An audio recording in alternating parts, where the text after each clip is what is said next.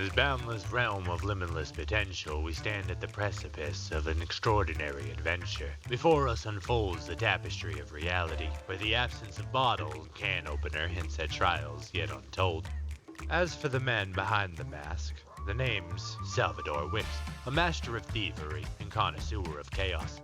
A claustrophobic, short-sighted, smoke-breathed vagabond who's always made his own way in life. Locks and ignitions surrender to our skilled touch, while the great outdoors beckons to our restless soul. 3 days have passed since we've arrived in this domain. Our current noteworthy skills are 5 fitness, 5 strength, 2 light-footed, nimble, sneaking, mechanic, foraging, and short blades, with level 1 in maintenance and lockpicking. With the sun already rising higher into the sky, we take off towards the farmer's fields and sheds. What awaits us is anyone's guess. We can only stare and wonder at what kind of monster they've locked away in there. We find some value in the shed. We'll take note of the generator in case we need it in the future. The rope and the tool belt will be coming with us.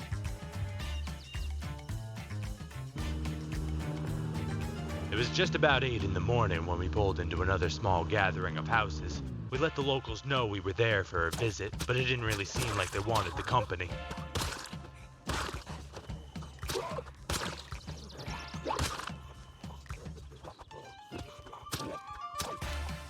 As we unveiled the secrets of the trash can, a divine surprise revealed itself. Michelangelo's special eagerly awaited our famished souls.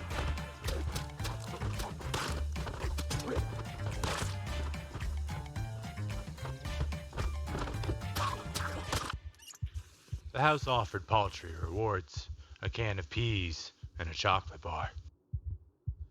Butter knife, bread knife, jar. I'll take that jar. Can I put water in the jar? I cannot put water in the jar. We're in Kentucky, and I can't use a mason jar as a glass. Come on. The next house in the block had a similar welcoming party, waiting, though this one at least brought gifts. A youthful vagabond's reverie realized. A captivating crowbar casually sauntered into our lives.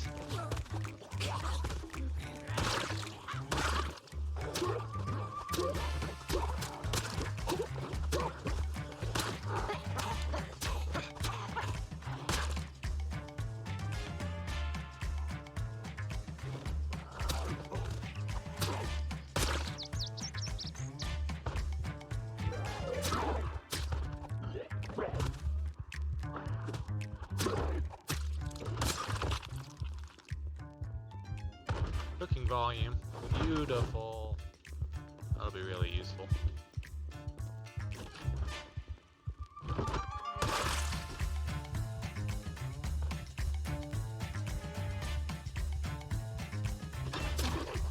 This extraordinary house exuded excessive extravagance within its walls. We discovered not only a can of tomatoes, but also a bottle of bleach, a fortuitous find that would serve as a continual liquid vessel once emptied. Thankfully, contamination isn't a thing in ProjectZomboid.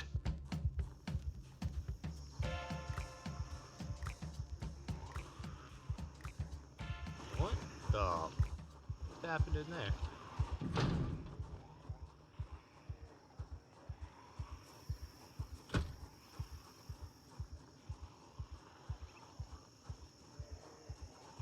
Oh, whoa, what just happened? Oh.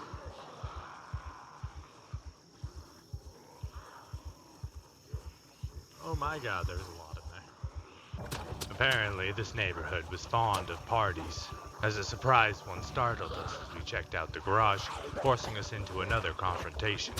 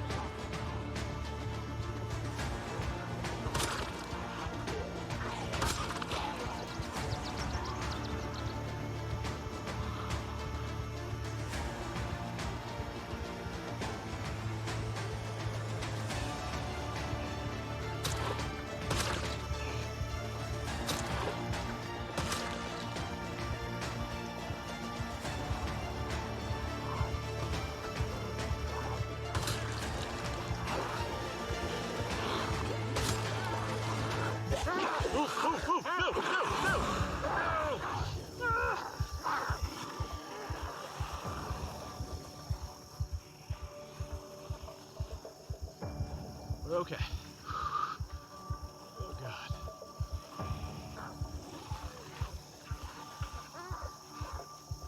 Gotta separate them.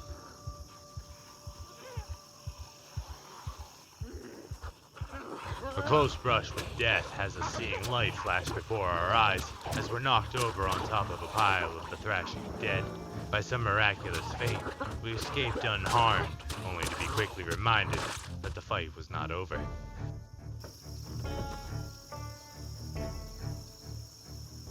Literally got nothing out of that.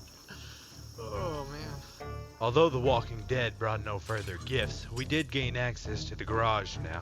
We at the bare minimum had a reserve of fuel in the barrels we found inside, if we couldn't find any more further down the road, although that was all that remained in this forgotten chest of time.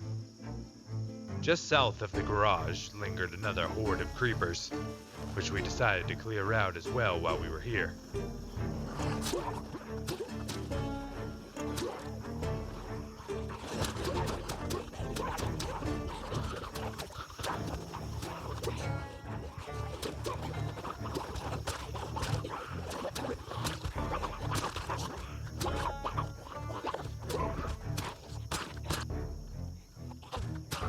The only interesting item was the ghillie suit, but it was unfortunately too damaged to claim.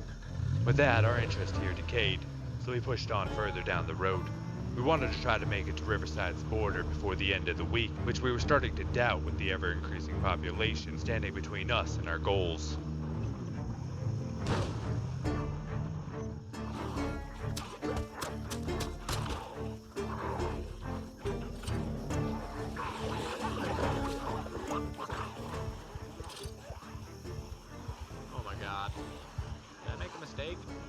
I made a mistake stopping here.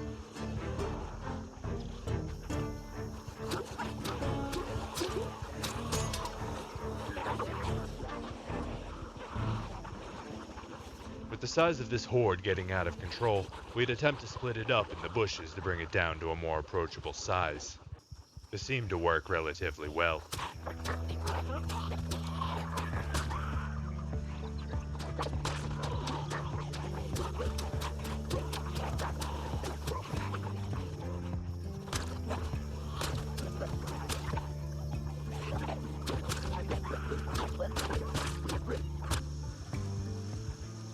Iron axe.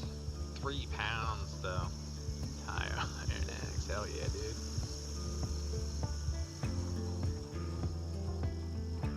With an abundance of new cadavers littered across the roadside, we'll take a well-deserved break to smoke a cigarette and recenter ourselves.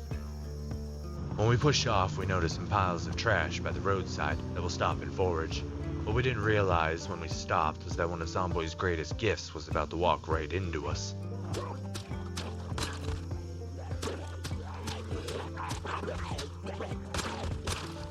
In the remains of the fallen, the ultimate weapon of a blade connoisseur like us glistened with resplendent glory, the katana. A legendary masterpiece we'd only dared to dream of possessing, now lay within our grasp. The sheer notion that such a coveted gift would be bestowed upon us so effortlessly and unexpectedly was beyond our wildest imaginations. Well, that's a thing. I have a fucking katana now. Although our new blade could easily carve through these masses, we decided to save it for emergencies. Surely entering the city will require more force than we're currently applying. It'll be good reassurance to have such a powerful tool at our disposal when the time is right. Horus, 15-shot 9mm. I don't have a holster for it.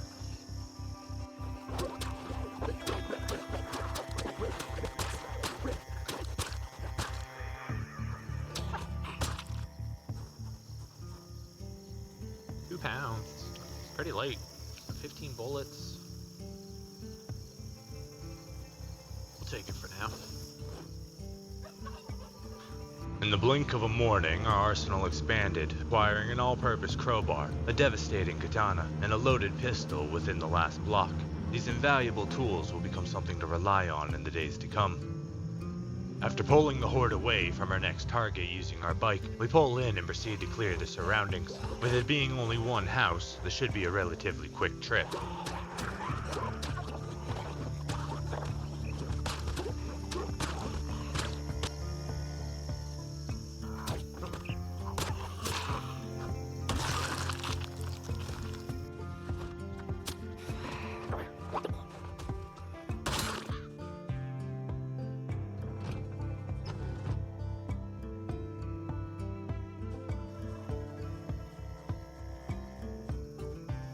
now that I think about it, yeah, I shouldn't have screamed. We lure a piece of the horde we distracted earlier right to our location with an ill-placed shout.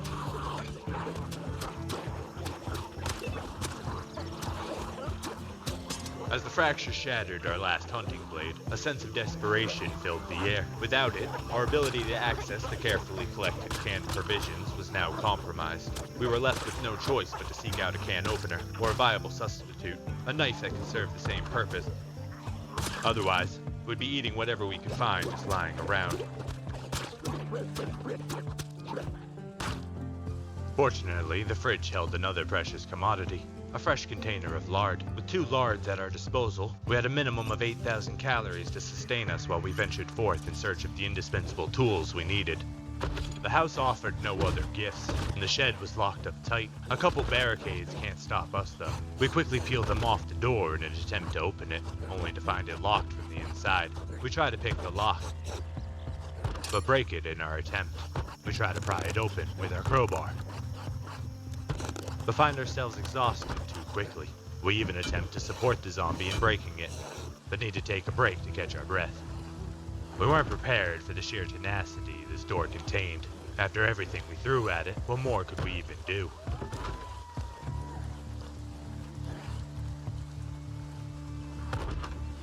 After some contemplation, we'll attempt to disassemble it, but find our attempt was redirected onto a nearby wall somehow. Shocked and defeated, we surrender to the mighty door, and proceed with the path it has set forth for us. We'll empty the crate cautiously, and then destroy it, finally releasing the beast within.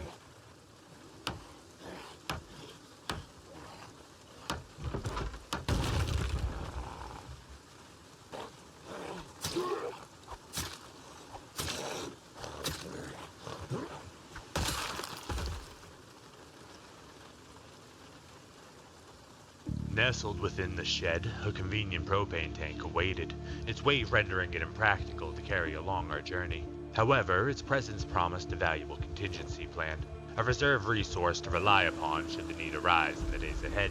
With the pouring rain blocking out the setting sun, we decided to just settle in here tonight. Opening up the shed took far longer than expected. We read our way through our cooking book before anything else, to maximize the gains we might receive. It wasn't until 4 a.m. when we finished that task. We'd used the book as fuel to warm us up in this harsh morning breeze. We decided to try the mushrooms we'd foraged along the way, hoping grilling might make them taste better.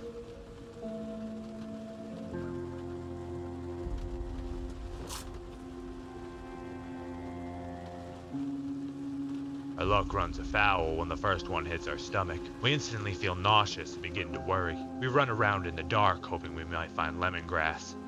To no avail. We'll only find the dead lurking in wait for us. Between our exhaustion and our hunger and our sickness, we can barely hold our own against a single invasive pest.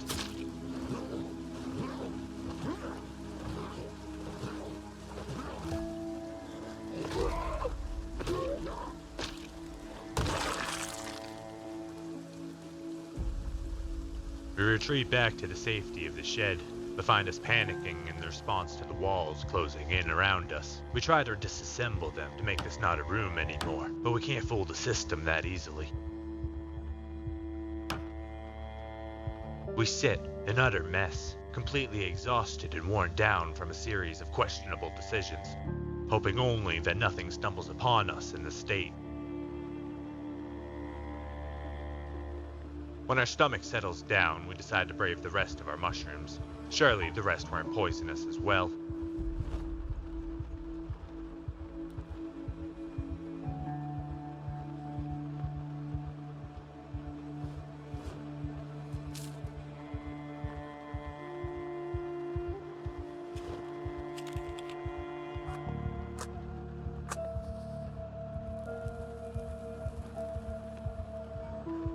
Following an uneasy smoke and a snail-paced read, a sense of relaxation begins to wash over us, gradually opening the door to the possibility of much-needed rest. But first, we needed to clear the bodies away from our tent before closing the lid on this harrowing night for good.